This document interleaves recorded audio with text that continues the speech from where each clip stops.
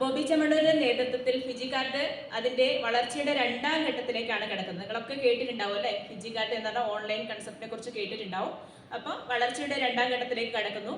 പ്രവർത്തന വിപുലീകരണത്തിന്റെ ഭാഗമായി ഒരു നെറ്റ്വർക്ക് മാർക്കറ്റിംഗും ലോകത്തെവിടെയും വിപണനം ചെയ്യാൻ ധൈര്യപ്പെടാത്ത ഫാം ടൂറിസം മുതൽ സ്വർണം, ലോകോത്തര നിലവാരമുള്ള ഡയമണ്ട് ആഭരണങ്ങൾ, ഭാഗ്യ സമ്മാനങ്ങൾ തുടങ്ങി വൈവിധ്യമാർന്ന നിരവധി കാര്യങ്ങളായി പുതിയതായിട്ട് അവതരിപ്പിക്കപ്പെടുന്നുണ്ട്.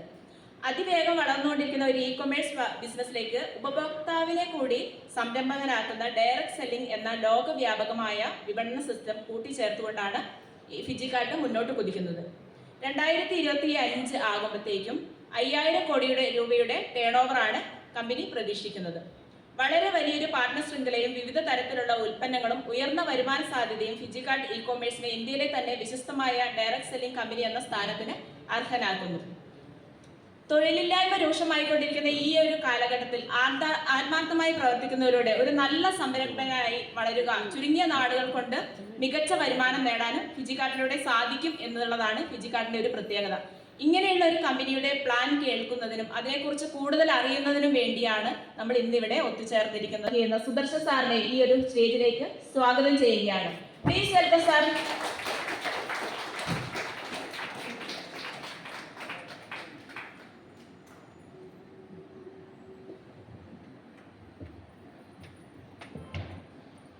ഓക്കെ, എല്ലാവരും സേഫാണെന്ന് വിചാരിക്കുന്നു.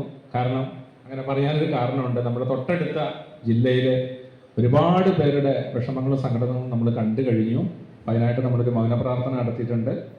അപ്പം നമ്മളിവിടെ ചേർന്നിരിക്കുന്ന, നേരത്തെ മാഡം സൂചിപ്പിച്ചതുപോലെ തന്നെ, ഫിജി കാർഡ് ഇ-കൊമേഴ്സ് എന്താണെന്ന് അറിയാൻ ഒരുപാട് നെറ്റ്വർക്ക് മാർക്കറ്റിംഗ്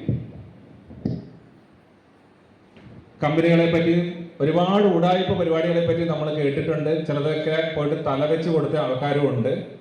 അപ്പോൾ ഈ ഒരു വേദിയിലേക്ക് അല്ലെങ്കിൽ ഈ ഒരു പ്രോഗ്രാമിലേക്ക് ക്ഷണിച്ച സമയത്ത് നിങ്ങളുടെ ഒരു ബന്ധുവോ സുഹൃത്തൊക്കെ ആയിരിക്കും ഇങ്ങോട്ടേക്ക് ക്ഷണിച്ചിട്ടുണ്ടാവുക.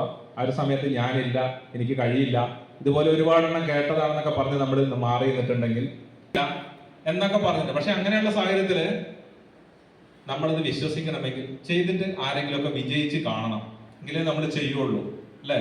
അല്ല, ഏറ്റവും സിമ്പിൾ ആയിട്ടുള്ള ഒരു കാര്യം ഞാൻ പറയുമ്പോൾ നിങ്ങൾ ആരും ചിരിക്കണ്ട. ബ്രോയിലർ കോഴി അല്ലെ, ഒരു 30 വർഷങ്ങൾക്ക് പിന്നോട്ട് നമ്മൾ ചിന്തിച്ചു കഴിഞ്ഞാൽ നമ്മൾ പറയും ഇതൊന്നും വർക്കൗട്ട് ആവില്ല. കാരണം 60 ദിവസം കൊണ്ട് ഒരു കോഴി 2-2.5 കിലോഗ്രാം തൂക്കം വെക്കുന്നതിനെ പറ്റി പറഞ്ഞാൽ ആരും വിശ്വസിക്കില്ല. അതിന് കാരണമുണ്ട്, അന്നത്തെ സമയത്ത് ആരും ഇത് ചെയ്ത് വിജയിപ്പിച്ചിട്ടില്ല. ഒരു കോഴിമുട്ട വിരിഞ്ഞതിന്റെ കുഞ്ഞൊക്കെ ആയി. ഞാൻ എന്തുകൊണ്ട് ഇങ്ങനെ പറഞ്ഞത് സിമ്പിൾ ആയിട്ട് മനസ്സിലാക്കാൻ വേണ്ടിയിട്ടാണ്.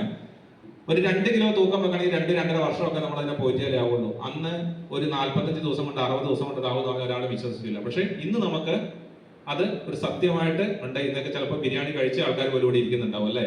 അപ്പൊ നമുക്ക് അതിന് സംശയമൊന്നുമില്ല. അപ്പൊ അത് സക്സസ് ആയ കാര്യമുണ്ട്, നമുക്കതിന് ഡൗട്ടില്ല. എന്ന് പറഞ്ഞതുപോലെ നെറ്റ്വർക്ക് മാർക്കറ്റിംഗ്, നമ്മുടെ ഫിജി കാർഡ് എന്ന് പറയുന്നത് ഒരുപാട് ഇതുപോലുള്ള ഇ-കൊമേഴ്സ് സംരംഭങ്ങൾ അല്ലെങ്കിൽ മണി ചെയിനുകളിലൊക്കെ പെട്ട് അത് ചിലപ്പോൾ ചില ആൾക്കാരൊക്കെ ഇതിനു മുമ്പ് എന്തെങ്കിലും നെറ്റ്വർക്ക് എന്ന പേരിൽ MLO ഒക്കെ ചെയ്തിട്ട് കയ്യിൽ നിന്ന് കാശൊക്കെ പോയിട്ടുണ്ടാവും. അവരെടുത്ത് ഇത് പറഞ്ഞ് ഒരിക്കലും അവര് ഉൾക്കൊള്ളില്ല. അതാണ് അതിന്റെ ഒരു മെയിൻ പ്രശ്നം. അപ്പൊ ഇന്ന് ഞാനിവിടെ എൻ്റെ ഒരു ദൗത്യം എന്ന് പറയുന്നത് എല്ലാവരും സ്വാഗതം ചെയ്യാനാണ്. അപ്പം ഈ ഒരു മീറ്റിംഗിലേക്ക് കടന്നു വന്ന നിങ്ങൾ പാർട്ട്നേഴ്സ് ആയിട്ടുള്ള ആൾക്കാരുണ്ട്. അതുപോലെ ഈ ഒരു ബിസിനസ് എന്താണെന്ന് അറിയാം. ചിലപ്പോൾ തൊട്ടടുത്ത അയൽവക്കക്കാരൊക്കെ ചെയ്ത് എന്തൊക്കെയോ കിട്ടിയത് കണ്ടത് കൊണ്ട് വന്നവരുണ്ടാവാം. അപ്പൊ അവരോടൊക്കെ എനിക്ക് പറയാനുള്ളത്, എന്തായാലും ഒരു കമ്പനിക്ക് ഒരു പ്ലാൻ ഉണ്ട് അല്ലെ? എങ്ങനെയാണ് ഇതിൻ്റെ അകത്ത് വരുമാനം കിട്ടുന്നത്, അതൊക്കെ ഏകദേശം മാഡം ഇപ്പൊ പറഞ്ഞിട്ടുണ്ട്. എങ്കിലും അതിന്റെ ഒരു പ്ലാനിലേക്ക് വരുന്നുണ്ട്.